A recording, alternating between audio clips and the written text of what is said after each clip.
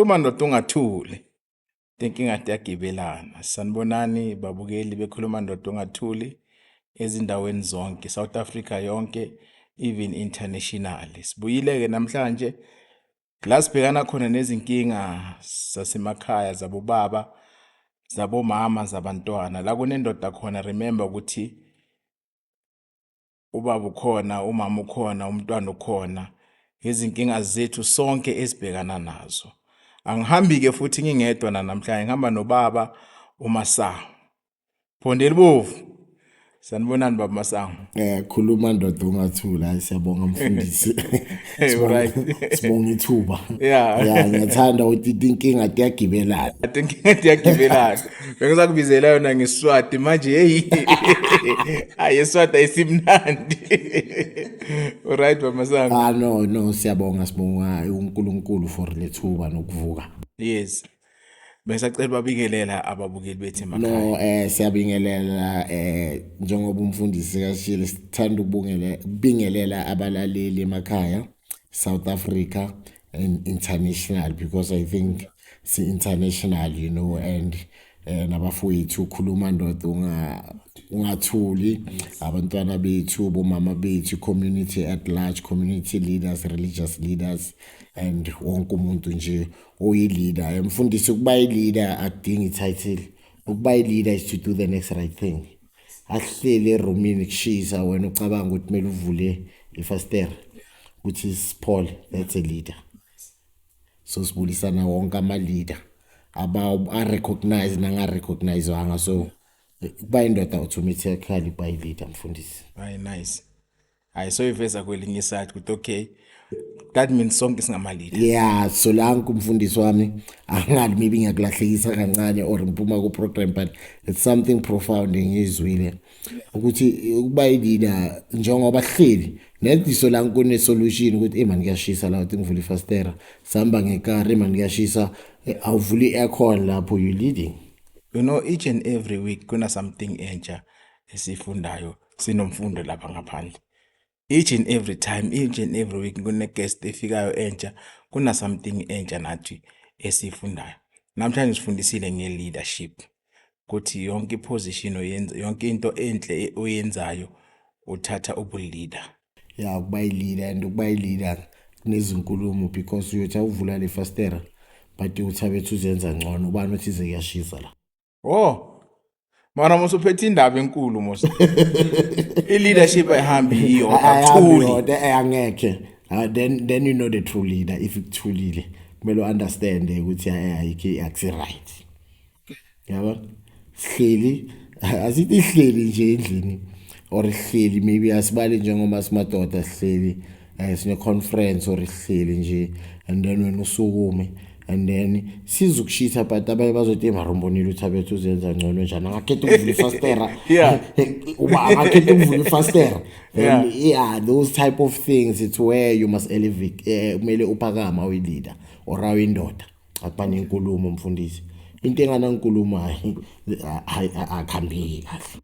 Shuthi mawuza ne-solution, Kumele you must expect ukuthi sokukhuluma. yeah, kumele kube no-opposition. Kwangabi no-opposition sho ukuthi hayi your leadership skills must improve, or you must know ukuthi akuba ne-opposition akuthulekile sho ukuthi awuyenzi what's right, you doing what you accommodate abantu. Angisho vane bathi nabakhuluma bathi inja ikhonkotha imoto ehambayo. That means lezi nkulumo mazivela wena uyamove. No yezwakala baba. Hayi izwakala kahle. Hayi siyabonga, ngiyacabanga ukuthi nababukeli bethu bayakuzwa lapha emakhaya. No babukeli ngicolele kancane, it's just that ishazi awula la sikhona kunogqobo nomfundisi unogqobo. So sekuyazenzakalela nje ukuthi yeah sikhulume, you know, which is just one of those things ukuthi I think ekumele si-raise maybe before hlala phansi ukuthi njengoba sikhuluma nabo baba and young boys and the community at large, which is not ukuthi i-leader umuntu uthize, wonke umuntu nayo la ukhona, do the next right thing, you a leader. Ukubuthi iphepha ukutshela umuntu or uhlangana nephepha ukuthatha iphepha ulifake aspark, that's leading. our townships are so dirty because we're failing leaders. We're failing leaders. Now we're failing leaders. Mina last thing ngilide umntanami. Ngithi ngilahla ngefaster road. No, we don't do that. He's a leader. Because mina singu community sengijwayele ukuthi ngiyalahla mina ngicabangela ispace sami la ngicabanga ukuthi le phepha liyo pile up lenze ihopi biza amagundwane environmental waste in so naye ungilidile so we must also ukuthi understand ukuthi silidwe nabantwana ungathi awuzwa umntwana ungitshelile wathi baba ungalahli iphepha yangcolisa azange ngithi vele kunqolile ngathi sana Ngicreate amathuba omsebenzi. yeah create amathuba omsebenzi umasipala phela sebenza yeah not one of those things yeah ngathi yamana ucinisile and esengijwayele and then we had a conversation about it. It was so nice azange ngibe arrogant wathi ngathi yazi ucinisile vele yazi sengijwayele athi avele phela nguyini abantu abafana nani eniqolisayo ngathi yazi ucinisile yo you know and esifundile esikolweni but uyisilahla lama norms. Dani ngisho ukuthi masamba la ezodini zethu fanele sebe nama plastic nyana amancane ukuthi mangabe siyadla or senza something kunephepha elisalayo silifake lapha eplastic. Yeah sifake iplastic ina ufike egarage uyayimthisha uyalahla we moving. Okay. Ngeke sisicede. Aziphili zabo baba. Yeah no siyabonga mina ukuthi usinikele nathi ithuba sik-invite wekele yonke into yenzayo ufocus ekithi siya appreciate. No, nami it's an honor for the invite, you know. Abantu bathatha izinto kancane, you know, once you honored it means something big for me. This is something big for you, maybe uzibonela guest, but for me ukuthi ke wonke umuntu I don't know ukuthi ngahla with bank out of this population and abantu abayenza umehluko emphakathini for you ukuthi ucele mina. It's an honor and ne gratitude. Yeah. Kakhulu. Asizibongela. Yeah, ne gratitude. Kunesilogene sisebenzisayo enkonzweni la ngikhonza khona kuthi konke esikwenzayo sekwenzela ubukhosi bukaKristu Jesu nenkazimulo kaNkulunkulu. Amen. Nami ngikhulele lapho. Yeah. So sinjalo sihamba ngaleyo ngase slogan leso lamalanga. Kodwa awubuyeke asibuyekeke ezindabeni. Awusitsheleke ubani uMasango. Yeah, so I'm honored sengibizwa nangoMasango yo back then ngibiziwa ngoThando Sibungu, you know, all those names but uNkulunkulu igrace kaNkulunkulu inamandla so igama uThando Masango a son of the late Jerry Bushushu Masango and Jane Qinwane and then Patwashata Masango. So yeah, I'm born and bred la with Benki Kuli. Yeah, from a family abazali middle class family abazali bami basebenza bazame ngayo yonke indlela ukuthi mina ngibe right khule ngihamba Sunday school CWC. I remember my Sunday school teacher was Pastor Jose Banyoni Skhosana. Yeah, I got Sunday school teacher yami so ngizama ukukhomba ukuthi abazali befoundation bayizamile, you know, and basebenza like any other people abasebenzayo bazama sidla endlini bangikhomba ama morals and mores we life, you know, but angeke ngiba blame, you know, for they raised me good. I can never say yeah they did not do this because they raised me according to bona the way bafunde ngakhona and the way ngafunda kahle, you know, and ngiwane ekhaya and my parents were hardworking and they were always thinking ukuthi if basebenza kakhulu you know, one of the things I don't want to do to my children is work too much. Ngingabanaki ngingathi ngisebenzela ukuthi sure funda ngisebenzela bona but nesikhathi sami basidinga. It's not always about ukusebenzela bona. Yabona because I think the only way we can break izinto ezibe ezayenzeka ukuthi thina silungise la sibona khona ukuthi kwamosheke, not blame abantwana bethu. So if baba khwazanka benesikhathi sokubukela ku sports iya wena ubukela wakho umntwana adlala sports. If baba ke kasebenza kakhulu ukuthi idla sebenza kakhulu but ubalance ukuthi uba ne family time ube nesikhathi sokusebenza. So my parents basebenza kakhulu funde Robert Carruthers, you know, I think it was 91 where the first black class. Yeah, first black class. Yeah, you know, basebenza bafuna lokho but Unfortunately mina nje ngumntwana chaotic, you know, ngumntwana chaotic like ukuhamba kwami kwempilo ngihambe ngabhema ama-drugs, ngaphuza utshwala, ngayenzani. But when I identify today why was my behavior like that, my behavior was never about bhema ama-drugs. My behavior was chaotic because abantu abangikherisa i-5 rand mina ngihambe ngiyotshontsha i-2 rand, ngifuna i-7 rand. Abanginikeza i-7 rand ngifuna i-10 rand. Abathi kimi ulala ngo-8 mina ngifuna ukulala ngo-10. Abantu ungaphuza ishukela ebrown, phuze emhlophe, mina ngifuna emhlophe. I always did what I'm always opposite. So i-behavior yami yaqala lapho, you know. Angikhera mina ngitshontsha lokho esikolweni, abathi senze so mina ngifuna ukwenza so, abathi senze so ngenza so. So ngila ngibona khona if I reflect back to my life ukuthi chaotic, sense of belonging yami was engingafuni ukuba i-hard work, ngifuna izinto zimane eziyenzeke, ngifuna ukuba ku-spotlight. But ukuba ku-spotlight, it's simple ukuba ku-spotlight ngezinto ezi-wrong than ezi-right. So ngicabanga ukuthi phela ukuba ku-spotlight ngokuthi ngi-A student I have to work hard, but ukuba i-spotlight ngokuthi mina ngiphendula umeme ngifike late ngiba ku-spotlight same time. So that thing gave me fulfillment because I had a low self-esteem. Low self-esteem growing up as a child. I always wanted more. I suffer from isifo sokufuna kakhulu. Ngiko ngithi angitshontshe i-5 rand, abangiphi i-5 rand ngifuna 7 rand. Abangipha sho ukuthi enginesifo enganeli. Manje sifikelela njani ke ekubhemeni ama-drugs? Yeah, icala khona lapho i-comfort zone. So angisho ngifuna i-sense of belonging, ngifuna ukuthi but uthando, you know, ngicale ngegwayi, ngifuna ukuthi mara le nto le injani. But mina I mean at the age of 11 ishawuthi ngishaye 2, you know, awuthi ngiyenzeni. So engishaya ngaleyo self lento leyo ukuthi ngifuna ukuthi ngifulfill something within mina, ngine-void.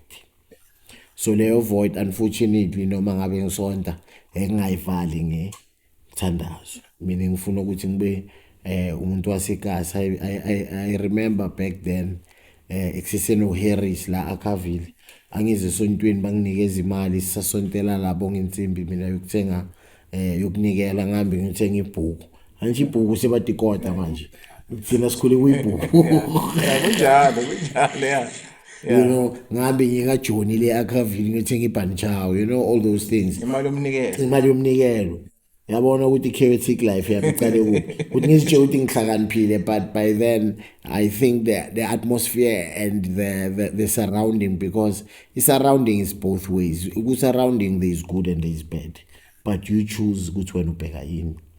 So mina ngabheka lokho kuphi, you know, mina ngahalela abantu abagcoka kahle. By then abantu abagcoka kahle bashaya ama-2 finger, bagcoka in town, you know, bahlala la Bell ngabanga i-Times, ngathi kuyi-Times Square. By then sesiyi-Times Square, you know, ngihalela that life And ngisesemncane, you know. But ingqondo yakho Yeah, because ingqondo yakho bengahambelani nomnyaka wakho. I think if I look back, is the role models. I wasn't channeled into looking at the right role models, because we community corner way too. Singakhala ukuthi ku-community, you know, surrounding is very important, but it's everything. It's what you are, what you choose to look. Awubheka ukuthi elokishini akuna improvement angeke uyibone, but awubheka ukuthi elokishini kune improvement bangaka abantu aba-reform i-community, bangaka abantu abasontayo, bangaka ama-pastors a-give back to the community. So wabona, everything is what you see. So ngabhema kanjalo, you know, because ngifuna that sense of belonging ukuthi yo but uthanda ubhema ama-drugs, you know, ucool, you know, plus simamela bo-Tupac, simamela all these things. So ngabhema kanjalo, you know, it started off as casualty. Ngabhema kahle, ngifunda boarding school, fast forward, you know, ngifunda boarding school, and then boarding school ngiyabuya ngiyabhema, you know, ngama-holidays. So I could manage it, you know. I remember the first day ngibhema insango, going back a bit, ngicela ukujumpa nalapho ukuthi sikhona ukuthi ngikhiphe istory now sizokhona ukuthi simove on, you know. I remember ngicela ukubhema insango, you know. I think I was in Edu College bangitshela ukuthi intsangu izongihlakaniphisa engingafuni ukufunda umngane wami wangi-introduce kimi wathi kimi azongabhema lento leyo ufunda kamnandi ngabhema ngathola ukuthi angifundanga abangitshela ukuthi i-test Monday ngikhohlisa intsangu into awuzofunda Tuesday izofunda Wednesday uyobhala Monday intsangu uyofunda Tuesday ngibhala Friday angisho intsangu ithi kimi uzofunda Tuesday ithi kimi uzofunda Wednesday ithi kimi uzofunda Thursday ithi kimi ngizovuka ekuseni ngeFriday ngifunde so ingenza ngibe delusional engicabangisa izinto ezingekho so ngacala kanjalo because engingafuni ukufunda and ngathola ukuthi esikolweni kunale group lehlupha ibhema intsango nalefundayo so ngabona ukuthi lesimple ngilefundayo ngilebhema intsango laba kunzima man mele ufunde mele uyenzeni mele uyenze ama homework awukho styleni awudumanga esikolweni ini so ngaba nami kuleyo group leyo but leyo group yangifakiweni mfundisi so ngangifakiweni ngabhema kanjalo I was able to maintain ukubhema kwami because it was casual but ukubhema mfundisi anything you do that's wrong you must say not yet sengangifikile ungayenza into wrong utshontshe uyenzeni ucanga ukuthi wena angeke ubanjwe mele uthi ngisengabanjwa ngafika mfundisi ngifika sengiyatshontsha icaleni ngikhona ukubhema sengiyatshontsha sekulahleka izinto sengifaka abazali because ukubhema mfundisi kungenye indlela kubhema wena kulimala ifamily yonke kakhulu affecta sonke sa-affected affecteka even community affected the community affecteka ngikhumbula ngelilanga umagogo bamlandile baphuma azi ukuthi une-camera eboxini watshela abangani bakhe hey camera niyeze naye neda ngathi uthethe i-camera uthole nestina amadina seta kumele asebenza wekho uyangi-understand nabantu sebabona ukuthi sengiyabhema naye akasakhona ukufihla yabona usho botshontsha izinto eziphakathi ushiya ama-box ngishiya ama-box ntshontsha ama-perfume ngitshontsha lezi zinto lezi phela kudala impilo yamanje ayifani nakudala izinto abazali bethi bathenga ama-stock dina set ikhona imesi khona ini khona ingubo ikhona angabona izigibanyana uyathenga uyabeka angathola ama-perfume ngupuphi uyathenga those things ehlale kune-stockpile impilo yakudala but manje ayisayenzeki so ngithatha lezo zinto and then into uyibona ngala ngafuna ukuyisebenzisa ukuthi emane nginemimesa ukuthi ngilanda imesa ayisekho and right through lento uyibona ukuthi spiritual ihlekisa ngayo all these situation ezenzeka kunabantu akunezivakashi kunama-bride yasibrayeni ngalezi zinto lezi engazithenga zenyama azikho you understand so it's a spiritual thing nami ngaba wese ngathola umntwana ngingaziphathi kahle kule ngiyabhema ngapha ngihlangana nomunye umuntu engifunda nayo saba nomntwana ngathola nomsebenzi I did not perform to the best of my ability by then and fast forwarding nje lapho kusecaleni ngaye rehab ngisabazali ngaye rehab ngisebenza ngihamba nekari and then ekugcina kwami ke-rehab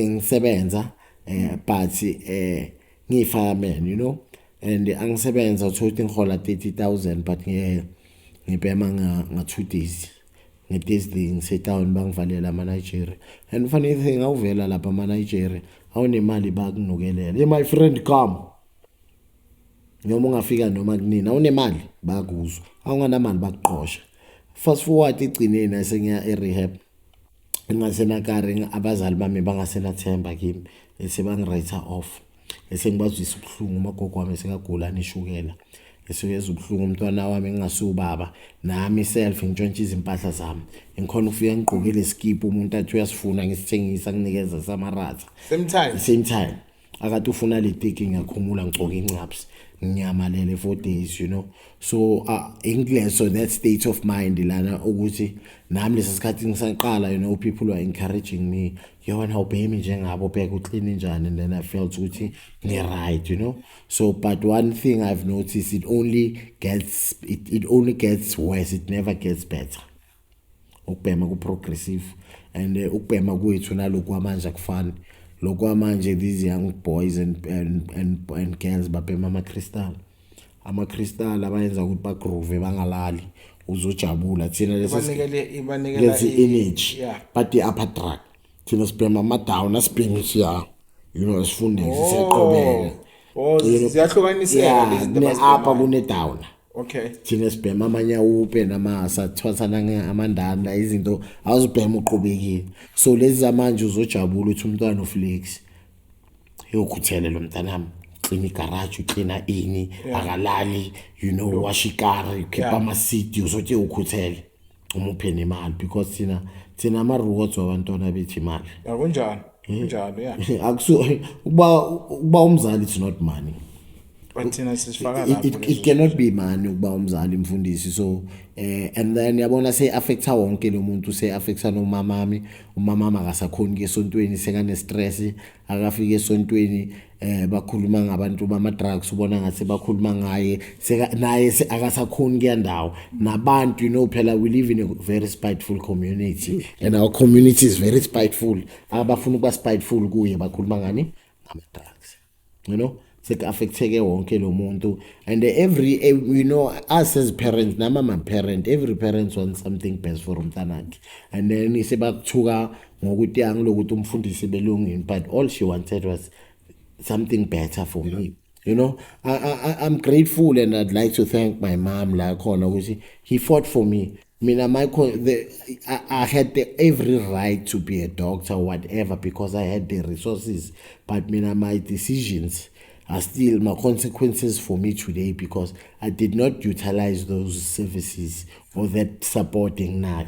Yeah, yazi ingene emlomeni uyazi kuba nombuzo obakhona kimi ukuthi kahle masikhula abantwana bethu nathi ubani osifundise ukwenza ama decision.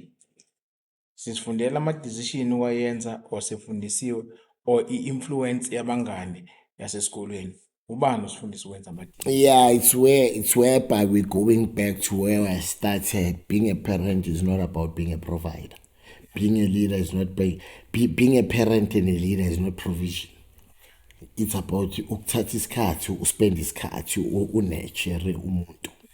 So our parents back then thought ukuthi if they worked hard endlini ufunda kahle ugcoka kahle uyaleader. Yeah, uyaleader. But remember now, it's what I'm saying, being a provider is not leadership.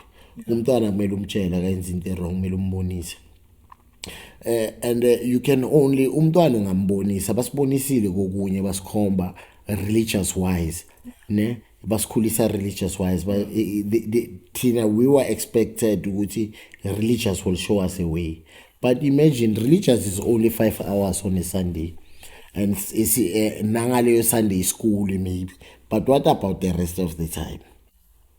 So it's free. So it's whereby now I'm pleading to the churches, is where the church must play a role. The gap now. The church is there, it's a structure. But we can't use the structure on a Wednesday evening to pray 2 hours. We can't use the structure on a Sunday to pray 4 hour service. During the week. Asikho peace. Yeah. Mhlambe abanye sinama crash emasontweni wethu. Yeah, it's whereby now where we need these open spaces to come in and abantwana bakhona ukuthi bakhulume ba dialogue. I-youth yanamhlanje is about dialoguing. Mina umntana una 13 but I talk to my child about sex now. I could not talk to my dad back then about sex. Because those are the type of decisions okhuluma ngabo kumele sikhulume ngawo. Kumele sikhulume ngotshwala. Singathi utshwala babantu abadala kumele sikhulume ukuthi hey utshwala ungaphuza. Yabona ukuthi lo yamkhulu loya 1 2 3 and it's so nice sharing your personal experience with your child because he will relate more. Okay, and then ufuna sibele kancane lana ku lifestyle yakhe ema drugs. Ukuhlala kwakho ubheme isikhathi esingakanani? I'm fundisi asikhuluma like I'm so confused because now alcohol is also a drug. Sengisho ukuthi ama main drugs. Inyawupe neroka 16 years. 16 years minimum la ngaqala ukucounta khona sibale 16 years. Le 16 years affect kangakanani impilo yakho le yama-drugs? Yeah, affected kakhulu, you know, because I was not a child to abazali bami. Nami ngifeyilile ukuperforma to the best of my ability. Ngifeyilile nami ukuba productive member of society. Ngitshontsha njengoba isho. Ngitshontsha. I think phela eqaleni nje ngitshontsha ngisebenza ngihola egqineni esengitshontsha ama sunlight endlini. Esingitshontsha ama-sunlight.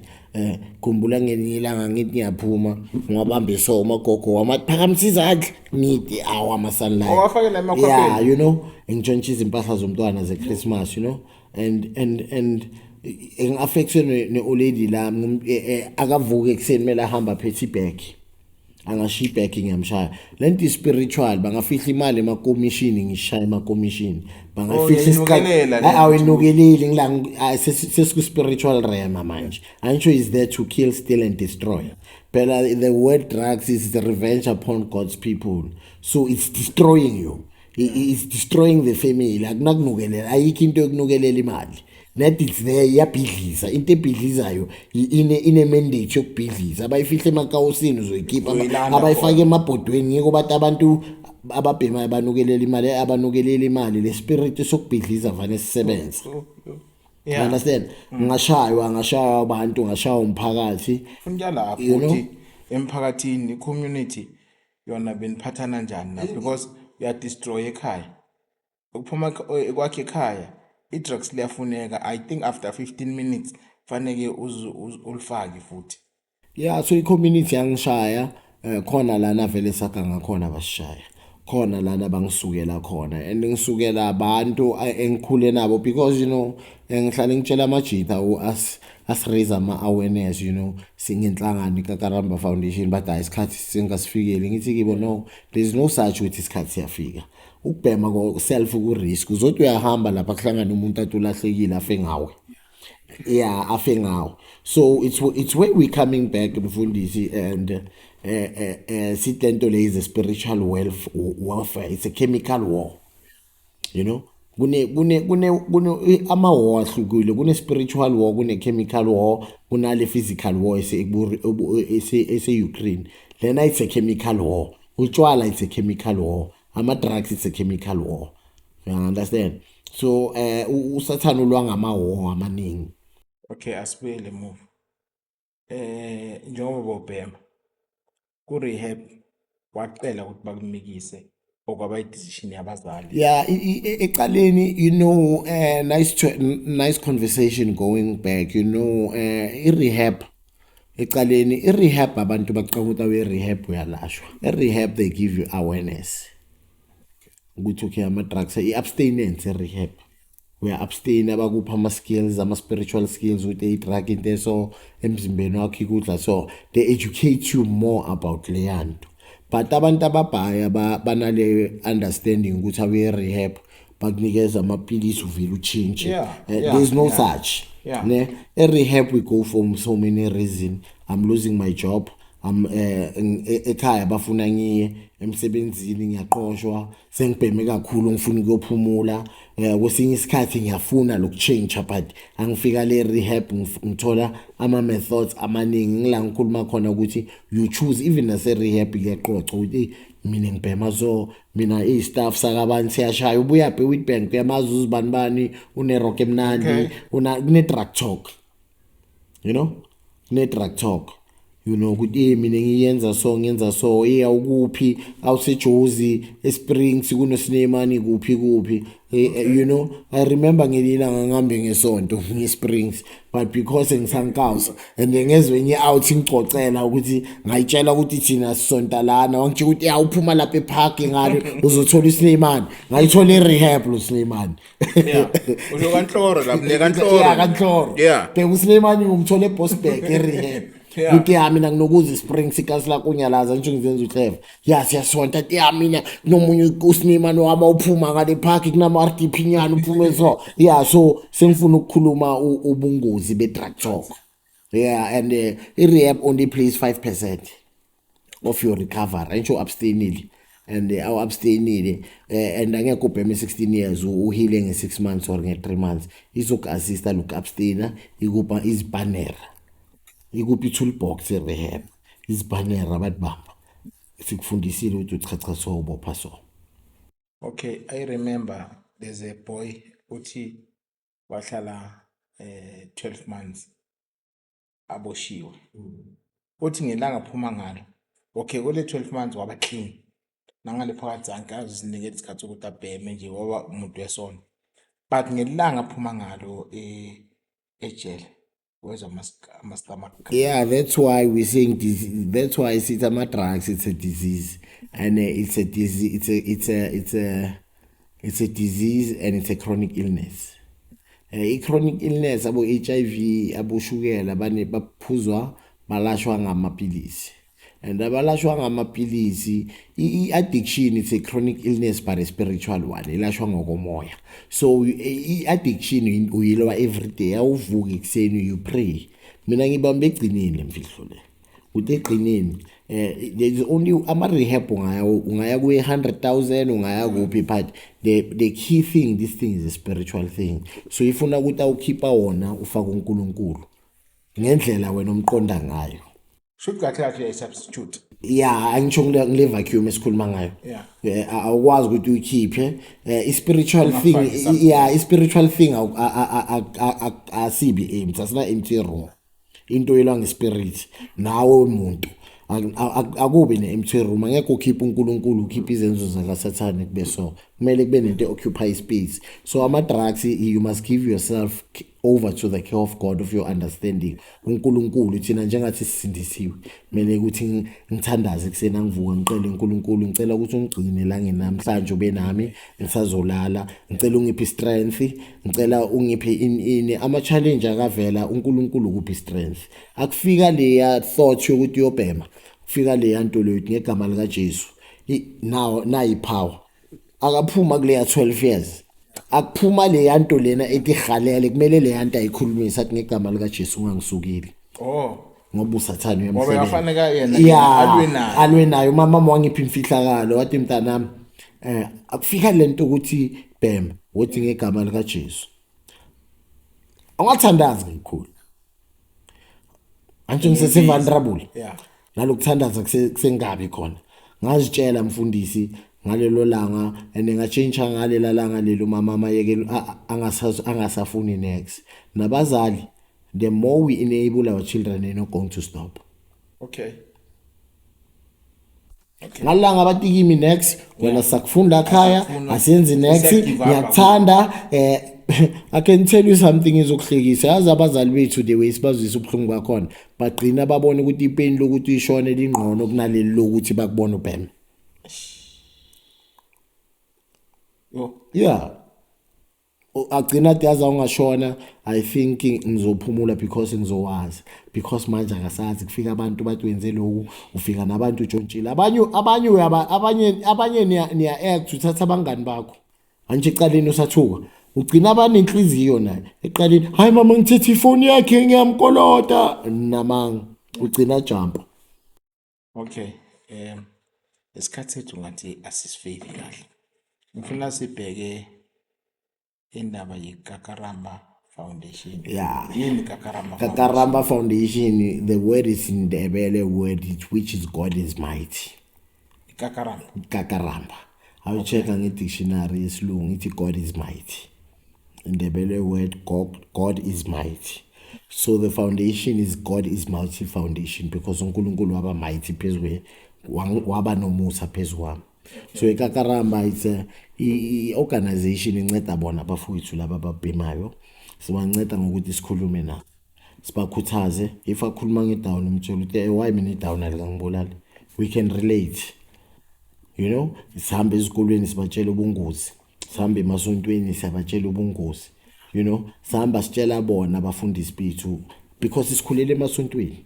And nalabo bangakhulilanga emasontweni sibanikeze awareness ukuthi sicela sizameni so it's whereby thina we advocating for umuntu obhemayo Asimeli ukuthi abheme, simela ukuthi simbamba ngesandla ukuthi asukume baye emakliniki, senza ama-dialogue within the community. Ne-community khona uku-understanda i-addiction because kunzima ukulwa nento ongayi-understandi. Uyolwa njani nento ongayi-understandi mfundisi? Uyolwa njani?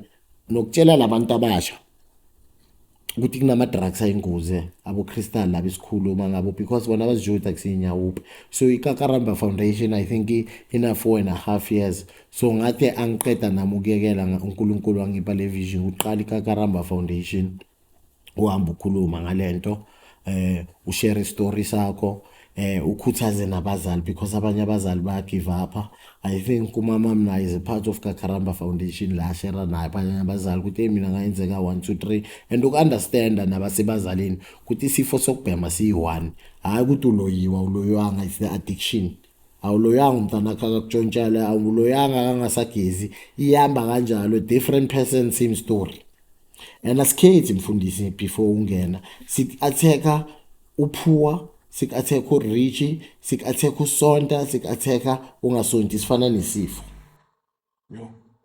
Isifo sigena kusindisiwe endlini sigena kungasindiswanga endlini sigena kunemali sigena kunganamali. Yes sinjalo. So emi yakho iKakaramba Foundation yini kakhulu ukubona abafana bachintshile or just ukuphuma nje sokhuluma nabo? Yeah, keep awareness because why insukela ngikhumbula ngisesemncane ngafunda ngabona i-documentary Crystal Meth. Mina ama-drugs ngiwabhema ne and ngiwathanda. But ngathi ngibona i-documentary Crystal Meth nalesa sikhathi ngisabhema abantu bangi-offer i-Crystal Meth ngathi ngimncane. Ngathi next angifuni le nto le ngayibonile bathi tik awuyibhema ikhipha izibongo ngasaba so ngabona ukuthi awuphinde futhi tik mayenzani angisho iyaluma iyangwaya so when ufila ngathi uhamba izibongo so ungwaya until you scratch your skin out.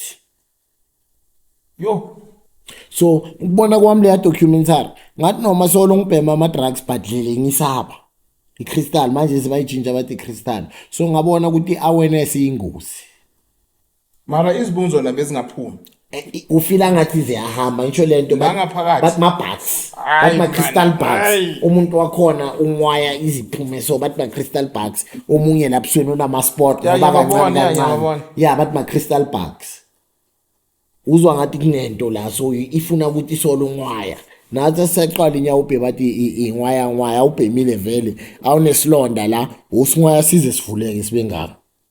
You understand? So those are the type of things eskipa ngawo ama-awareness you know manje abantu ba-elevate sebabhema amanyawubhe ngokuhlaba so we give them the awareness ukuthi phela sekune-health infection la ungaba ne-HIV ungaba hamba ekliniki hamba in so siyakhuthaza bafowethu sibanikeza leso strength sivusa unembeza sine-tournament uvutha unembeza annual tournament iyoba unyaka wesi-4 siye sidlalela e-Linville Stadium izoba khona ngezi-2 July e-Linville Stadium i-top 4 yabafana abangabhemi nalaba 4 ababhema ngama-section sibulala i-stigma because ukubhema it's not a criminal offense it's a sickness njengoba sishilo mfundisi so singabathathi abaganga bayaganga but singathathi lokubhema kwabo ngathi seba izigebengu so we raise that awareness and advocate ukuthi baye ema-rehab and nathi self as Kakaramba Foundation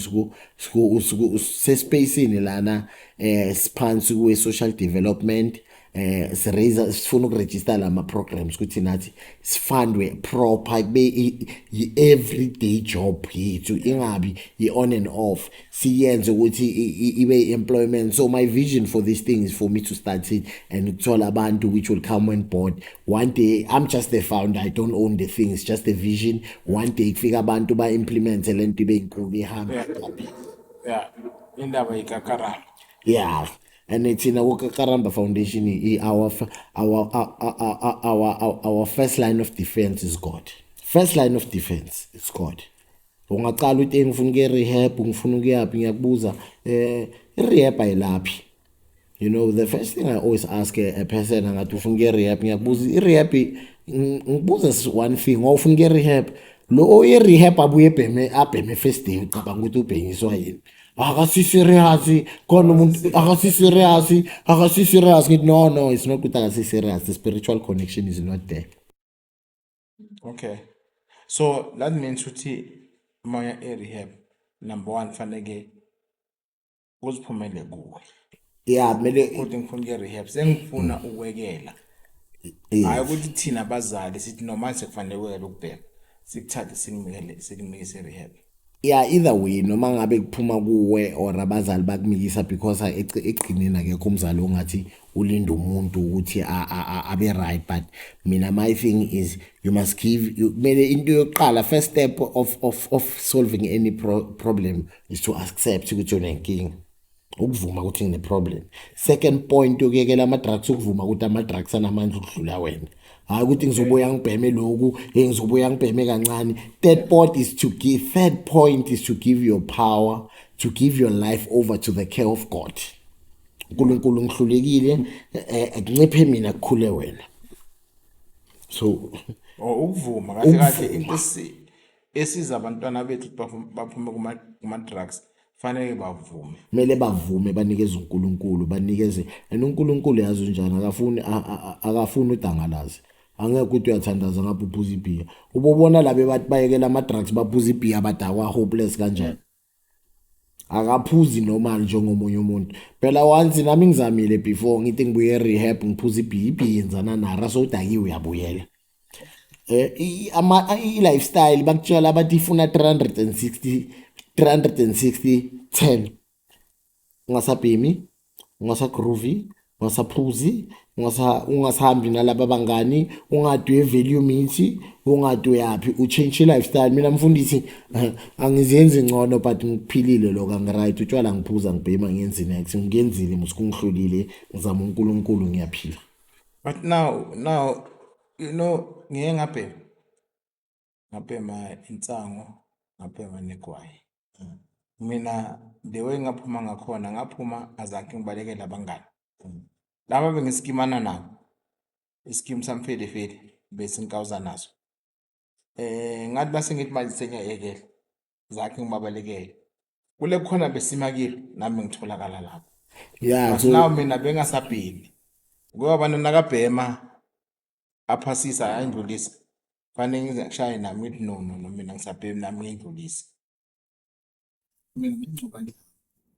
yeah, different folks, different people, you know. But mina like engihluleka kusinye isikhathi ngithi awuthi amajita ayongibona, you know, but ngihluleka, you know, because it's tapping into that spirit. You cannot say awusekho 20 but you're going to that spirit, you know. Even noma bangathi yakuma hotspot, uNkulunkulu ngibonga uNkulunkulu ungicisha idesire yokubhema, ukukhalela ukubhema. Noma ngaba nenkinga engakanani, I can never say ukubhema is my solution. Can never be. That's how God has blessed me with this thing.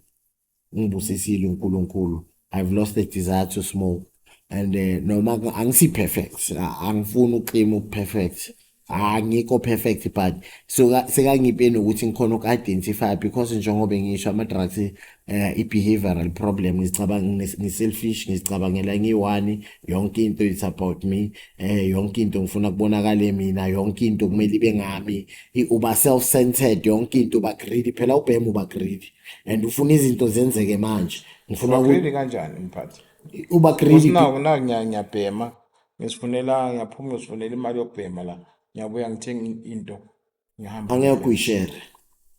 Number one, yonke into ingawe ngathi endlini bathi ugreedy, ngathi endlini bangathi kune 100 rand yesinkwa uyitshontshe yobhema, but ifamily yonke kumele idle yasinkwa.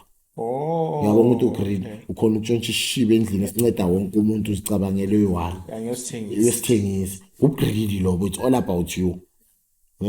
Ungathi unomntwana omdala odinga isupport kababakhe, umama wakhe uyalimala, uyagula. I mean our parents banama high blood banani sigreedy, sicabangela thina kuphela. Sicabangela mina. Yeah, usicabanga yonke into ingawe. So namhlanje nginaleyo awareness asengenza into ukuthi isalana ngathi kubuya leya personality, because drugs are not the problem, the behavior is the problem. Ngila ngisho khona ukuthi ngisesemncane abangiphe 5 rand ngitshontshe 2 rand ngifuna ibe 7 rand. Uyayibona leyo person. And then manje ke tshela mina ukuthi amantombazana wona abhemayo kuba ikhosi yakhona kuba yini vane bahethekile nabo or vane naye bane problem emakhaya. So mostly mfundisi maybe sivala izindaba zama-drugs with people who suffer from, most addict people are people who suffer from emotional pain, ubuhlungu bomoya, because wonke umuntu ngicela u-experience kule viki or nini, wonke umuntu obhemayo most of the time ukhala ngokuthi mina Shothi uzwela yena ubuhlungu. uze ubuhlungu ya mina ubaba wangishiya, mina ubani bani wangenzani. It's all about ubuhlungu bokumoya. Shothi lapho ihambisana ne-excuse. Akuthi excuse asikhona abakhona ukhandlisha amapeni ngokufana, because there's an example ebayenze rehab ukuthi kunosisi othengisa ngomzimba unabantwana abayi-2, lo mntwana ufundile ube yi-doctor, lo naye wayothengisa ngomzimba. What's the difference? They they come from the same situation. Lo ufundile wayoba yi-doctor, lo uthatha i-situation yasendlini wayiletha kuye. So it's emotional pain right through ubuhlungu. Ya mina ubaba washona, mina stepmother, uqale lento uyiqale njenge pleasure, uyiqale uthi uya-enjoya but egcineni ugcine upressa ngayo ama-feeling. So upressa ngayo ama-feeling, so upressa ama-feeling wena, yabona kuba worse. Mina phela ekhathi ngilahlekela umsebenzi nami ngabhema, and ngizobhema ubhemelani, hayi ngiyabhema ngilahlekele umsebenzi ngishonele ubaba. And the more uyenza into le ngalestradeni ekhaya bangicoshile, bangaka abantu abaphelelela umsebenzi bangabhemi, bangaka abantu abafundile namhlanje bangabhemi, bangaka abantu abashonelwa abantu bangabhemi, because they can bakhona ukhandlisha lawo ma-feelings, yabona. So indaba yama-feelings ibalulekile nayo ke ngabona i-episode yeni no Dr. uMandla psychologist. So it's a main thing manje kumele siyibone, the emotional pains nama-feeling is what's killing everybody. The mental health is the main thing manje. Uyibheke ukuthi ingozi njani into ye-mental health. Umntwana ona 3 years 2 years ukhona ukuhamba naye eshop ongakwazi ukukhuluma, athi uthatha i-chocolate, akathatha i-chocolate akhala ziphonse phansi, yonke into ma-emotions. So ama-emotions I think it's into esibulalayo sima-South African manje. We very emotional, very emotional. Umuntu awumphathe kabi ukhona ukukwatela atshele wonke lo muntu ashiye wena kuthi manje uThabethe yazi lapha ngiphathanga 1 2 3. Ama-emotions, abantu bakhoza ama-suicide ngama-emotion, balahla abafazi bakhoza ama-suicide.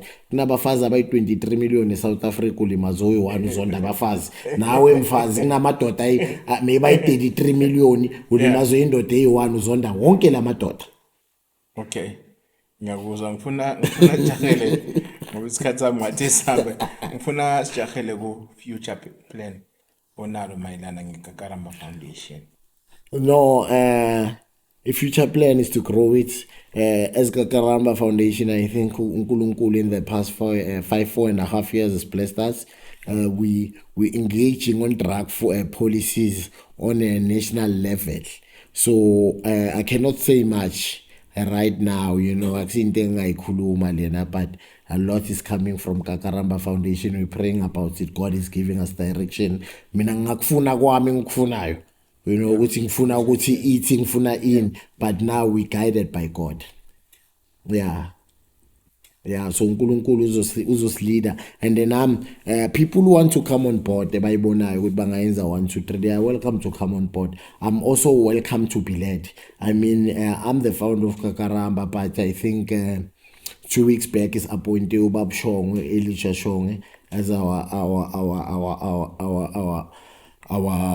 CEO appointed George Traba as our board chairperson. So those people are leading us. I mean, I'm on the operational. So that's how far we want this thing to go. Ukuthi akube nabantu abane-experience abakwazi ukurana ama-board, abakwazi ukurana ama-organization. Mina I've got the idea. Even mina noma ngingaba le phansi ngiserve phansi kwabo, but my vision is to see this thing move in a professional way and in a complying way, because into esibulalayo ama-organization siwabambe ngezifuba ka-comply. Yeah. Abangabuza ukuthi i-organization igcine nini ukuba ne-board meeting. ayinayo bafuna ukufanda bathi sicela ama-meeting we-board for the past 3 months i-board ayimithanga. But kulapho kwesinye isikhathi ibhoda yibi khona because abantu abezi lana kunganamali khona. Ungaba invite abantu nasi sinkwa bafowethu ahlaleni phansi sibonisane ukuthi No, I think programs yi-right. I think we should put a poster. I think it's high time we put a poster and do advertisement. People want things to happen. Why are people serving in the church? Because the vision of the church is clear. Why are you serving where you're serving? Because now we are born out labamba nami, you know, awumlandeleli umuntu, you know, we must pray about things and things will happen from this. Things will happen. Cool. So amagama okay before amagama okugcina nikhona i-center enihlanganela kiyo or nihlangana njani or nezikolweni nase Yeah, so at the moment, like I was sharing, we're running from the boot of the car. We're running office endlini yami la ngihlala khona i-address yethu, and then I'm trying to run from lapho, but njengoba ngisho ukuthi now we're formalizing things. It's a company now. Since that time la uNkulunkulu aphakamisa lento. So kumele yonke into ibe right. Say right. Yeah, you can never be in a place you have never. Angeke ube sendaweni ezangekho uyibone. So mina sengibambile, sengibuya kiyo, sengine vision yayo. Nalabantu abangijoinayo ngiyabatshela ukuthi no ngicela ungilide la, cela ungilide la, cela ungilide la. Mina I'm pushing my passion. I can't run an organization administrative, but I can talk to abafowethu. I can share experience nami. Umuntu kumele kungene umuntu ozodlula ngama social issues ngama so. ngifuna usiphe kule 5 minutes okugcina le. Ngifuna usiphe amagama okugcina. 5 minutes ni. Okay, kusho ukuthi nitholakala kuphi? Ama-services ahamba njani? And also noku-invite ama-investment. Mangabe kukhona abantu abafuna uku-investa kuKakaramba Foundation. Yeah, so Kakaramba Foundation, I think our physical address is 3 Pearson Posters, Park 1. I think awugooglisha enye it is no port Lily Villa because khona umuntu engasinikeza space khona e-office. Sitholakala ku social media Kakaramba egcineni PHA Ramba. Yeah, mba. Yeah, Kakaramba. Yeah, so sitholakala lapho, and I think our slogan City Talk is not cheap. Ukukhuluma kuyabiza. Abantu ba talk is cheap, but ukukhuluma kuyabiza. Lokuthi wena ukhulume namhlanje umfundisi ukuthi mina ngibhema insango ngabhema igwayi. Kuyabiza lokho because you open about it. Omunye angeke asho mina ngimena of God bongithatha kanjani, you know. So sitholakala ku Facebook, sitholakala ku TikTok, ungasi inboxa ku TikTok, ungasi inboxa ku Facebook. Sine number 078 411 756 078 411 756. Amagama okugcina ukuthi let's be a community which prays. Let's be a community engana stigma. We can never ayikho inkinga encane ayikho engqono, akukho ungadi mina umntanami uphuza utshwala ongcono. Utshwala is actually the most abused substance in South Africa. Utshwala is isidakamizwa. And utshwala esikhulu, and said enough now 70 or 80% of the alcohol lokho wena uthi kungcono kuyifake. In a long term umntwana uzoba nganenkinga yamakidney, uzoba nenkinga yana. So asithandazeni, asibeni bazali, let's go back to the basic. Awubona umntwana noma ngasiwa akaphuza mtshela ukuthi wena umncane so waphuza, maybe wena by the lawo magama wakho maybe uNkulunkulu uzobasebenzisa wona ukuthi change. Ungade akusiwami akusiwami. So ugogo wami wangitshela ukuthi indlalo ivikise sese next door ukuthi ingafiki la. So nawe ukhuza abanye abantwana ubakhuza ukuthi nekuwe bangafiki, ingafiki la. Ungade next door bayalamba yofika la. So next door if ubona ngathi kunenkinga ukuthi i-bribe pack ongathi akubonakali next angeke ifike la, ngoba nabo if wena uba nenkinga ukhona ukugijima uyangala nawe uyangala. Ngisho mfundisi, life goes on. Akubonakala ukuthi indawo nayo, yabona. And yeah, so ngiloko nje. And the parenting is not about money. It's not good umntwana mele umntwana umncisha ngamabomu uya ku rape yena ufuna imali, right? Umtshela ukuthi yenza ama sandwich, phuza ijuice. Yeah, but the money is dangerous. That's how we started. Solo sithi siyodlala ama-rugby, siyodlala amabhola, sikompile le mali, sinemali yokubhema. How we monitoring imali yabantwana. Mina umntanami uyifake ekhadi, yonke into ayikho, I don't think ikhona into angayithenga edinga cash. So every month kumele ngazi ukuthi ngifake 300 500 lana, kumele ngibone yonke ukuthi yephi ama withdrawal ayapi, airtime uyithola lapha, yini into yena azothi uyothenga icash ngayo. We must have those parenting skill. Mele sinake amagama okugcina futhi abelungu umfundisi something profound I've learned. Abelungu why they sit on a dinner table is to observe. Asidla. Kuthi nangu lo mntwana ngathekana mehlabovu lo. Sokhuluma esinye language. Mina ngifika endlini ngisifikela ngo8 ebusuku. That's the problem. Abantwana bami bafika ngo6 ebusuku. Nje kuyaphithizela. That's the problem. ngo7 asike sibuye sonke la ekhaya. Yeah, yabona if nizohlala ngo7 asekacela ukubhema insanga, acela ukubhema igwaje umbona kusekatshentsha. Kusese early, but lento yama plate lo le as observe. So what I'm saying is abelungu bahlala ku dinner table ukuthi it's supper, alignment, bondage, but uzokhona ukubona ukuthi lona ngasekajola, why ngathi sekabaso, elona ngathi sekabhema, nangalanga nuka utshwala or yena right through every day yena akasafuna ukudla ngathi sokhona ukwenza follow up. So as observeni, asibe bazali aba observer, singabe bazali sibheke ukuthi umntana ugqoka iNike, umntana ufunda kuphi, umntana uyenzani. Those things don't assist because labantwana bagcina balonde baphuma attract abanye abantu bothola iziclever sikhulume nabo sibalalele and afisa ukuthi akhulume naye. Asibalaleni, silaleleni ama dreams abantwana bethu, sithandazeleni community yethu, sibakhuzeni, sibe nawo lama dialogue wenyawuphi, sibe nawo ama dialogue utshwala, sikhulumeni. If we have to talk about sex, talk about sex ngomgroove, everything. Let's have these serious topics and share our experience. Singabi perfect. Mtshela ukuthi nami yazi ngathi ngelinye ilanga umbone umntana wakho uthi ubhajisa umjolo ka grade 8. Umbone uthi yazi nami ngikhumbula ngithi ngishele enye intombazana yazi idla imali yami ngithengele ikota. Yeah, I have those type of topics. Hayi ukuthi uzobumosha, we have to. Ngiyikhuluma ndoda le. Gentleman's talk. Sisho nge-English, gentleman's talk. You understand? Let's have those crucial conversations. Asikele right through school ngama Instagram. Hey, did you see the new X5? Yeah, it's good, but let's be realistic. Yeah. So ngiyabonga mfundisi, ngiyabonga mfethu, ngiyabonga cela uNkulunkulu abe nawe. Cela ukuthi uNkulunkulu akuphakamise. Siyabonga for umsebenzi yakho nanikhuluma ndoda. I always wanted to be a part of i-movement, ngatshela la ukuthi ngiyayilandelela. So siyabonga na umsebenzi omuhle oyenzayo, sicela ungasipheleli amandla, ngibonga ne-opportunity, ngibonga noNkulunkulu ukuthi angigcine, ngibonga to my parents, ngiyabonga kakhulu, ngiyakuthanda, ngiyabonga ukunibekezelela. To aba-parents wabantwana ababhemayo, sicela ningapheli amandla, uNkulunkulu khona, kuyandluleka nami ngihleli yonke leminyaka but kwandluleka. So ayikho idustbin yomntwana ne-community asikeni ukustigmatize abantwana, sibabize ngabonyawupha. Uhlangana naye mbize ungathi isibungu uthi hey doctor wami wabamuhle. Maybe those words can change. Let's be a positive community, let's be a uplifting community, let's be a God-fearing community. Danko.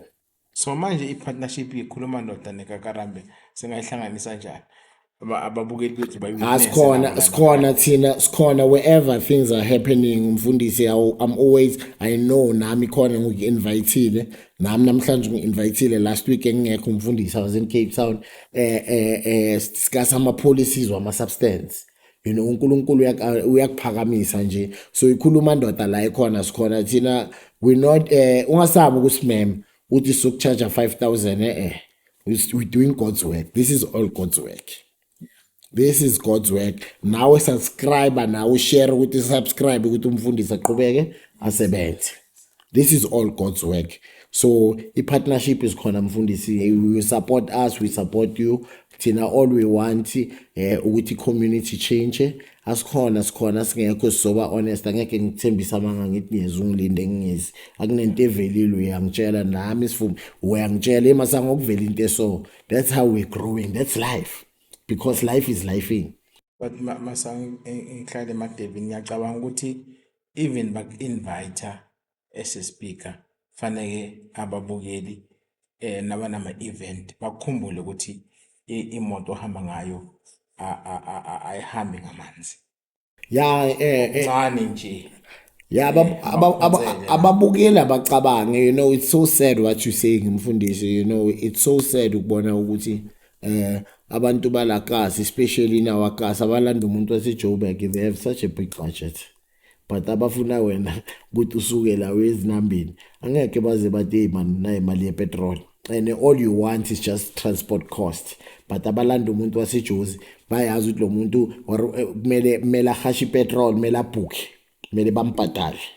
Mara sofuna ukuvula enye into manje. Senyasho. Sofuna manje sovule asivule enye into, but let's respect us. Let's asiphakamisaneni. You know, I love KZN. KZN supports basupportana kangakanani. And if ungathi uyacheck following ama subscription wekhuluma ndoda, it's sad to find ukuthi akusebantu balala ukushini.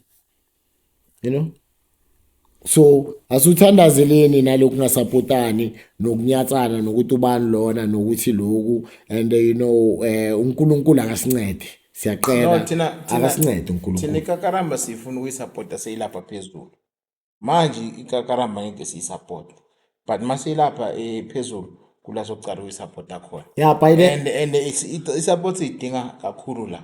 But by then mfundisi thina sesiphezulu sese-international, they're not going to get us and bazobeba. So uthabethe kusasana ngakhali asekade ubhukwe eJozi, yewozokhuluma ne-youth yethu athi useJozi use-Port Elizabeth. Now is the time to build that foundation. You don't want to build a foundation, and it's so sad. Kunezinye izinto ekufanele sizikhulume iqiniso sesivala, kunezinye izinto ekufanele sizikhulume zibe iqiniso ukuthi mongi-invitile you must know ukuthi kufanele unginikeza imali. Yeah, Kufanele sikhulume singasolo sijikajikisa, because kubhlungu usuka lana bangi-invite ePhola, abantu ama-invitile abacabanga ngihamba ngekari, kufanele ngigeze, kufanele ngibe kahle, kufanele ngiprepare isikhathi sami sokuhlala phansi ngiprepare. and abak-invitile, you must show up, you must dress up. Yeah, so it's so sad mfundisi kulelo qiniso. My viewers running corner word of mouth, let's support each other for the movement to move forward, you know, because ngiyakuzwa mfundisi ukuthi singaphathisani inhliziyo Bangalanda seJozi sikhona. eJozi Ikhona ikhuluma ndoda. waseJozi bamlanda bambhukele Ikhona ikakaramba la eWitbank. mfundisi bombhukele new hotel. Yes, akaceda ukubhukela new hotel, bambhadalele 2 meals. Akaphuma loyo muntu kube nomzali ofuna ukukhuluma naye bambracket agibele ikari la hambe. It's lathi la anytime basifonela ebusuku nemini. Yeah, ikhona ikhuluma ndoda la eWitbank for abantwana babafana nabo baba nabo mama. Sikhona sonke. Sifuna le support. Sicela support ke, siyacela ke, siyayibawa, siyayiaska, onsfra. Alright. Onsfra support. Asikhulumi Afrikaans usfra, but uNkulunkulu uzoyenza ithani. But abantu base Witbank, come on man, let's support each other. Asupportaneni, you know. You find people from, my partner is from KZN, you know. But ukhona ukusupport umuntu khathi usugulu valapha. Ikamana avota just because ubuye KZN. You know, nathi supportaneni ukuthi ilokishi lethu libe right. Yeah. Khuluma ndoda ungathuli thinking ati yagibelana. Sesibeka lana babukeli bethu, siyanthanda. Siyabuya futhi next week. Siyabuya futhi nenye guest yethu. Esikhathini esingiyabuyela emagameni wethu. Ukuthi konke esikwenzayo sikwenzela ubukhosi baKristu Jesu nenkazimulo kaBaba. Amen. Bubukile emakhaya. Danko. God bless.